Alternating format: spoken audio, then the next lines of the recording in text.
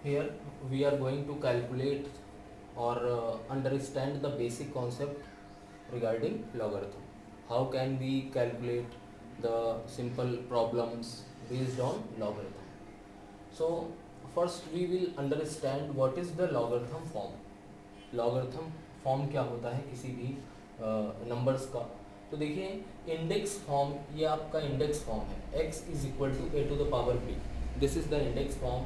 And आप सब लोग इस बेसिक फॉर्म से सब लोग फेमिलियर भी हैं कि अगर a को b टाइम्स हम मल्टीप्लाई करें, if there is a number a, this is the symbolic numbers, अगर a को b टाइम्स मल्टीप्लाई करें तो by the multiplication the result will be x, this is the simple index form. तो देखिए index form को ही logarithm form में change किया जाता है। इंडेक्स फॉर्म का एक अनदर फॉर्म है, इसको सॉल्व करने का, इसको कैलकुलेट करने का एक अनदर फॉर्म बनाया गया, that is known as logarithm form. तो देखिए इसमें होता क्या है, इंडेक्स फॉर्म में आप बेसिक समझिए। इंडेक्स फॉर्म में जो ए टू द पावर बी लिखा हुआ है, इसमें ए जो है इसको बेस बोलते हैं, जो बी है इसको पावर बोलते हैं, और इन सबका जो आंसर होता है दैट इज एक्स।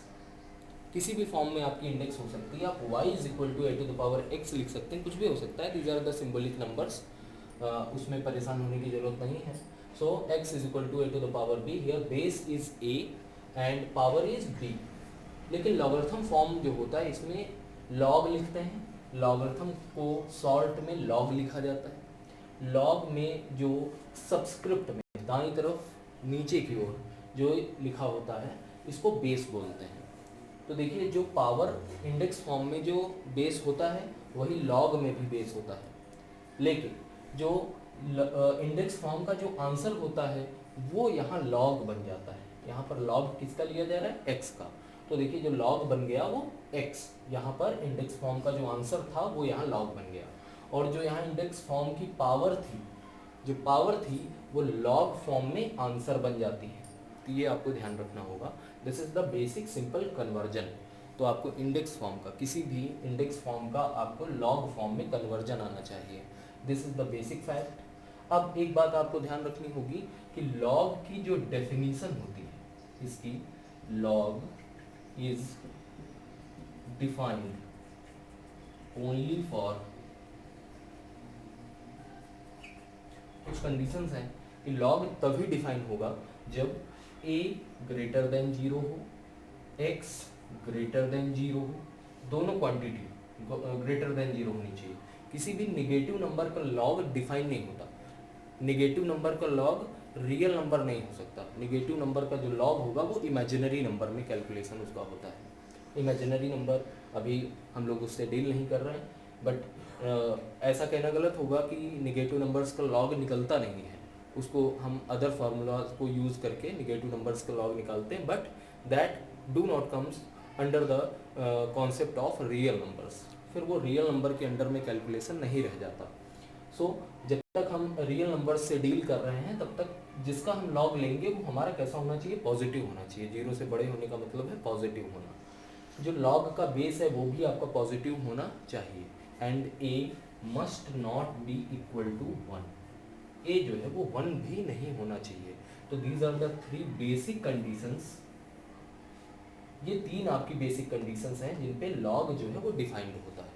लॉग तभी डिफाइन होगा आपका जब ये तीनों कंडीशंस आपकी सेटिस्फाई होंगी, तभी आप रियल नंबर के कॉन्सेप्ट में, रियल नंबर के रिगार्डिंग लॉग को कैलकुलेट करेंगे। तो आपके सामने जितने भी न्यूमेरिकल्स सिंपली रियल नंबर्स में रखे जाएंगे तो उनमें एक्स और ए, ये जो लॉग जिसका लिया जा रहा होगा जिस नंबर का, और जो बेस होगा वो आपका हमेशा पॉजिटिव होगा, और बेस कभी भी 1 के इक्वल नहीं होगा। So these are the basic restrictions, ठीक है। तो अब देखिए इसके बाद लॉग कैलकुलेट करने के ये 3 सिंपल फार्मूले हैं जो मैंने आपको बताए। इसमें देखिए बेसिक बात यहाँ पे ये है कि इस फार्मूले को याद रखने के लिए जो फर्स्ट फार्मूला है, फर्स्ट फार्मूले को आपको ध्यान रखने के लिए आपको इंडेक्स फॉर्म का फर्स्ट फार्मूला, बेसिक फार्मूला याद होना चाहिए। कि जब आपको बताते थे कि A to the power X into A to the power Y, जब पावर्स में मल्टीप्लाई होता है तो अगर बेस सेम है, दो इंडेक्स फॉर्म का अगर मल्टीप्लिकेशन हो रहा है तो उसमें अगर बेस सेम है तो पावर्स जो है वो ऐड हो जाती हैं, तो ए एक्स प्लस वाई हो जाता है। सिंपल फार्मूला है ये, सब लोग जानते हैं कि a to the power x into a to the power y, जब इंडेक्स फॉर्म का मल्टीप्लाई किया आपने और उनके बेस सेम हो, बहुत importantly this is the important condition, तो अगर बेस सेम है तो उनकी पावर ऐड हो जाती है, तो उसी फॉर्म का जस्ट रिवर्स है यहाँ पर। देखिए जब लॉग का बेस देखिए सेम है, बेस सेम है और कोई दो नंबर्स हैं जिनका लॉग ऐड हो रहा है, x और y दो सेपरेट नंबर्स हैं जिनका लॉग जो है वो ऐड हो रहा है, तो पावर जो है यहाँ पर जो लॉग है वो क्या होते हैं, मल्टीप्लाई हो जाते हैं। देखिए यहाँ पर मल्टीप्लाई में ऐड होता था, यहाँ पर एडिशन में मल्टीप्लाई हो रहा है। तो जैसे यहाँ पर आपने देखा कि पावर आंसर बन जाता है और जो इंडेक्स फॉर्म का आंसर था वो यहाँ लॉग बन जाता है, तो जस्ट रिवर्स है एक तरीके से इंडेक्स फॉर्म का, वैसे ही फॉर्मूलाज का भी जस्ट रिवर्स हो रहा है। सेकेंड फार्मूला भी आप देखिए, जो सेकेंड फार्मूला इसमें भी आपने देखा था कि एक a to the power x upon a to the power y is equal to a to the power x minus y। ये भी सिंपल फार्मूला सबको पता होगा कि जब इंडेक्स फॉर्म का डिवीजन होता है, जब दो इंडेक्स फॉर्म आपस में डिवाइड हो रहे हों और उनमें बेसिक कंडीशन क्या है कि उनके बेस सेम होनी चाहिए, तो अगर उनके बेस सेम है तो पावर जो है वो सब्सट्रैक्ट हो जाती है, तो उसी तरीके से x माइनस वाई हो जाएगा। तो यहाँ पर देखिए डिवीजन में सब्सट्रैक्शन, यहाँ पर सब्सट्रैक्शन में डिवीजन, जस्ट रिवर्स उसका, ठीक है। तो these are the simple three formulas by application of which the calculations regarding logarithm can be handle very easily. देखिए फिर कुछ सिंपल फार्मूलाज और भी हैं। देखिए जैसे सिंपल इंडेक्स फॉर्म आप जानते हैं a to the power 0 is equal to 1 होता है। a टू द पावर 0, किसी भी नंबर की अगर पावर 0 है तो इसका जो आंसर होता है वो 1 होता है। इसको अगर हम लॉग फॉर्म में कन्वर्ट करेंगे तो देखिए बेस, लॉग का भी बेस सेम रहेगा, जो इंडेक्स फॉर्म का आंसर है उसका लॉग हो जाएगा और जो यहाँ पर पावर होगी that will be the answer. So यहाँ पर एक नोट करने वाली बात है कि किसी भी बेस पे, बेस चाहे कुछ भी हो, कुछ भी कहने का मतलब है कि जो आपको गिवन रिस्ट्रिक्शंस हैं उनके अंडर में ए जो है वो 1 नहीं होना चाहिए। log of 1 base 1 is not defined, इसका आंसर क्या होगा, नॉट डिफाइंड। log जो है वो बेस 1 पे डिफाइंड नहीं है, किसी भी नंबर का log हो, 1 ही नहीं कुछ भी हो यहाँ पर। log of 10 base 1, log of 9 base 1, log of 3/2 base 1, ये जितने भी लॉग मैंने आपको बताया ये डिफाइंड नहीं है। बेस अगर 1 है तो वो डिफाइंड नहीं होगा, बिकॉज ये बेसिक रिस्ट्रिक्शन है लॉग की डेफिनेशन की कि जो लॉग का बेस है वो 1 नहीं होना चाहिए। देखिए अगर 1 के अलावा कोई भी पॉजिटिव नंबर है a, उस पर 1 का लॉग हमेशा 0 होगा। तो सिंपली अंडर द रिस्ट्रिक्शंस किसी भी बेस पे 1 का लॉग हमेशा कितना आएगा, 0 होगा। 1 का लॉग हमेशा आपका 0 होगा, ये बेसिक रूल भी बन जाता है। देखिए सेकेंड फार्मूला, सिंपल फार्मूला, अगर किसी भी नंबर की पावर 1 है तो answer will be same, a to the power 1 will be a। अगर इसको हम लॉग फॉर्म में कन्वर्ट करें तो देखिए बेस हमारा a हो जाएगा, जो यहाँ पर इंडेक्स फॉर्म का आंसर है उसका लॉग बन जाएगा, power will be the answer of log form, जो पावर होगी यहाँ पे वो लॉग फॉर्म का आंसर बन जाएगी। तो देखिए यहाँ पर log of a base a is equal to 1, किसी भी नंबर का लॉग सेम बेस पे, अगर कोई भी नंबर आपने लिया और उसका सेम बेस पे आप लॉग ले रहे हैं तो हमेशा आंसर कितना होगा, 1।